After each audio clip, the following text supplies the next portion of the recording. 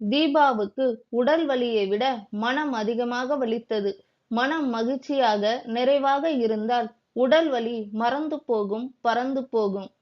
தான் தவழும் வயதிலேயே தாய் தவறிவிட்டதால் மறுமணம் செய்து கொண்டார் தந்தை. அன்பும் பாசமும் அதிகம் வைத்துள்ள தந்தைக்கு வெளியூரில் வேலை. விடுமுறைக்கு வரும்பொழுது ஆடைகளும் ஆபரணங்களும் வாங்கி வந்து தாயும் தந்தையுமாகி அழகு பார்ப்பார். செல்போனில் முன்படமாக தன் படத்தை தந்தை வைத்திருப்பது கண்டு பூரித்து போவாள்.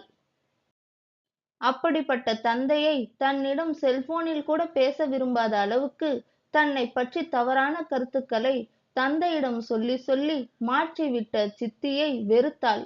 கல்லூரியிலிருந்து தாமதமாக வந்தால் மனம் கூசும் அளவுக்கு மட்டமான வார்த்தைகளை கூறி அன்று இரவு பசியுடன் படுக்கைக்கு செல்ல வைப்பாள். தனது 35 வயது சகோதரனுக்கு 2 குழந்தைகளுடன் மனைவி பிரிந்து சென்றுவிட அந்த குழந்தைகளை தன் வீட்டில் வைத்து வளர்ப்பதோடு தீபாவை மம்மி என அழைக்க வற்புறுத்துவாள். தன் சகோதரனுக்கு கொடுத்திருக்கும் படுக்கை அறையை சுத்தம் செய்ய வைப்பாள். வேண்டுமென்றே கல்லூரி பேருந்து செல்லும் வரை தனக்கு உணவு கொடுக்காமல் பின் கொடுத்து தன் சகோதரனுடன் 2 சக்கர வாகனத்தில் செல்ல வற்புறுத்துவாள். ஒரு நாள் தன் சகோதரன் குளிக்கும் பொழுது அவனுக்கு தீபாவை முதுகு தேய்த்துவிட சொல்ல மறுத்த தீபா கால்கள் மீது கொதிக்கும் நீரை ஊற்றி துடிக்க விட்டாள்.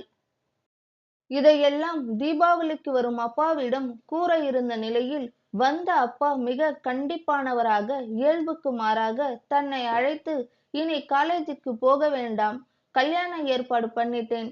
இதை கேட்ட அதிர்ச்சியிலிருந்து மீண்டு தனது கருத்தை சொல்வதற்குள் அப்பா தொடர்ந்து பேசினார்.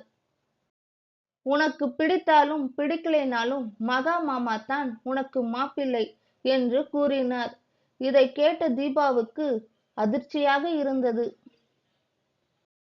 தனது லட்சியம், குறிக்கோள் அனைத்தும் சுக்கு நூறாகியதாகவும் வாழ்வில் இருண்ட காலம் தொடங்கிவிட்டதாகவும் எண்ணி கண்கலங்கியவள் கதறி அழ சக்தியின்றி மயங்கி விழுந்தாள்.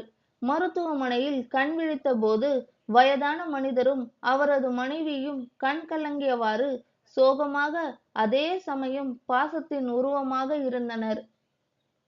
எங்களை யாருன்னு உனக்கு அறிமுகப்படுத்தாமலேயே உன் அம்மா கண் மூடிட்டாள். நாங்கத்தான் உன் அம்மாவை பெத்தவங்க. உன்னோட கண்டிப்பான அப்பா எங்களை உன்னை பார்க்க விடலைனாலும் தூரமா இருந்து பார்க்காம இல்லை.